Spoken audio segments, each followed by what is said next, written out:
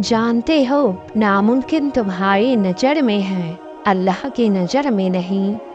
ये आजमाइश बस कुछ वक्त के लिए है, हमेशा के लिए तो नहीं। वो मालिक है आसमान और ज़मीन का, उसके लिए कुछ भी मुश्किल नहीं है। क्यों कहते हो फिर कि ये काम हो ही नहीं सकता? तुम्हारा मुकद्दर बदलना उसके लिए कुछ भी मुश्किल नहीं है। फिर तुमसे किसने कह दिया उसने तुम्हें सुना नहीं? वो तो बाखबर है उनसे भी जो तुम्हारी अकल में नहीं है। फिर क्यों सोचते हो कि उसे तुम्हारे आंसू की खबर नहीं? वो अता करता है, फिर चाहे तुम मांगो या नहीं मांगो। खाली रखना अपने बंदों के झोले उस चाहत का हिस्सा ही न। जानते हो जल्दबाज तुम हो, इसलिए मायूस हो जाते हो, मगर वो अपने कामों में कभी भी देरी नहीं करता। कभी सोचा है कैसे अब तक यहाँ हो? अल्लाह चाहता तो थका देता तुम्हें, मगर देखो तुम अब तक उससे मांग रहे हो। कभी सोचा नहीं कि आखिर क्यों हुआ ऐसा? क्यों कि तुम उसके सबसे ज़्यादा पसंदीदा हो। क्यों सोचते हो फिर कि वो नहीं देगा तुम्हें? क्या पता तुम्हारा ये मुसलसल मांगना ही इख्तिताम में कबूलियत की वजह हो, जिसकी तरफ तुम्हें अब तक अल्लाह के दर पे खड़ा किए हुए है। क्या पता वो सिला तुम्हारी हिम्मत ने हारने पे ही तुम्हें मिलना हो। क्या पता तुम्हारी रजा तक पहुँचने के लिए ही अल्लाह तुम्हें अपनी रजा से गुजार रहे हो।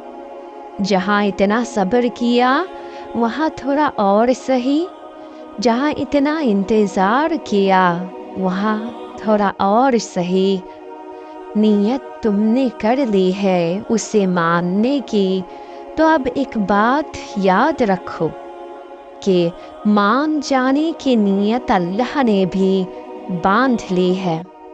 अब तो कुन के लिए बस एक दुआ की दूरी बाकी है। जिंदगी में सब सही जा रहा होता है, फिर अचानक एक ऐसी ठोकर लगती है कि तुम अर्श से ज़मीन पे जा गिरते हो, जहाँ तुम्हें समझ नहीं आ रहा होता है कि करना क्या है। खुद से सोचते हो कि मेरी गलती कहाँ है जो ये तकलीफ़ मिल गया मुझे, या ये सोचते हो कि अब संभाल ही नहीं पाओगे कभी। जानते हो ऐसा क्यों होता है? जब तुम अपनी जात से ज़्यादा किसी चीज़ या इंसान को अहमियत देते हो, जहाँ तुम रब को भूल जाते हो और उस चीज़ या इंसान के पीछे भागते चले जाते हो कि अपने आप भी भूल जाते हो। सूरह तहा मेरा फरमाता है, और जिसने मेरी याद से मुंह फेरा तो बेशक इसके लिए ज़िंदगी तंग पड़ जाएगी। फिर जब रब तुम्हें ठोकर देता है तो बताता है कि तुम रब के बगैर कुछ भी नहीं हो। फिर तुम ठोकर के बाद सीधा रब के पास ही जाते हो, लेकिन वो भी तुम सिर्फ शिकवे और मायूसी की बातें करते हो। क्या मुझे क्यों ये आजमाइश में डाला? मुझे क्यों सज़ा मिली? मुझे क्यों तकलीफ़ मिली? मेरे साथ ऐसा क्यों हो गया? तुम्हारे इन सब सवालात पे तुम्हारा रब तुमसे सूरह अनकबूत में पूछ रहा है। क्या लोगों ने गुमान कर रखा है कि वो बस इतना कहने पे छोड़ दिए जाएंगे कि हम ईमान लाए हैं और इनको आजमाया ना जाएगा? तुम्हारे ईमान का इम्तिहान तो लाजिम है, लेकिन जानते हो اللہ تمہیں اس امتحان میں ڈالنے سے پہلے ہی تمہیں اس سے لڑنے کی ہمت دے دیتا ہے۔ جب تمہیں ٹھوکر لگتی ہے تو سب سے پہلے تمہاری ملاقات تنہائی سے ہوتی ہے، جہاں صرف تم اور تمہارا رب ہوتا ہے۔ سورہ الق میں رب فرماتا ہے، اور سجدہ کرو اور قریب آ جاؤ۔ تب وہ ذات سحراگ سے بھی زیادہ نزدیک محسوس ہوتا ہے، اور جانتے ہو تمہیں رب کے ساتھ بہت خوبصورت ہو جاتی ہے۔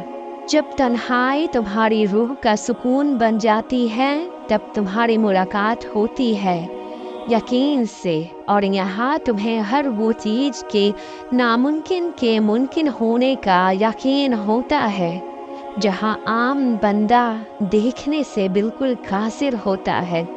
وہ لوگ تمہیں کہیں گے ممکن نہیں ہے جو تم مانگ رہے ہو، یا کہیں گے یہ تو نظر آ رہا ہے کہ ہو ہی نہیں سکتا، لیکن پھر بھی تمہیں ہر حاصل کے حاصل ہونے کا یقین ہوتا ہے، اس رب کی رضا کا یقین ہوتا ہے، اس رب کی محبت کا یقین ہوتا ہے، اس کی مصلحتوں پہ یقین ہوتا ہے۔ سورہ جتھیہ میں رب فرماتا ہے، اور جو یقین رکھتے ہیں ان کے لیے ہدایت اور رحمت ہے۔ تمہارے اس یقین کے مرحلے کے بعد تمہاری ملاقات ہوتی ہے صبر سے۔ اگر تم غور کرو تو تمہیں پتہ چلے گا کہ زندگی کا دوسرا نام ہی صبر ہے۔ اگر کوئی ناراض ہو گیا ہے تو صبر، کوئی چھوڑ گیا ہے تو صبر، کسی نے تکلیف دی ہے تو صبر، جو مانگا ہے وہ نہ ملا یا ملنے میں دیری ہو رہا تو صبر، اور صبر کے بغیر تو سکون ہی نہیں ہے۔ لیکن جانتے ہو صبر خوبصورت کب ہوتا ہے؟ جب تم اس رب کی رضا میں راضی ہونا سیکھ جاتے ہو، اور پھر تم ڈرنا چھوڑ دیتے ہو، کیونکہ تمہارا دل مطمئن ہونا سیکھ جاتا ہے اس رب کے ہر آنے والے فیصلے سے۔ رب بہت خوش ہوتا ہے جب اس کا بندہ اس کے لیے صبر کرتا ہے۔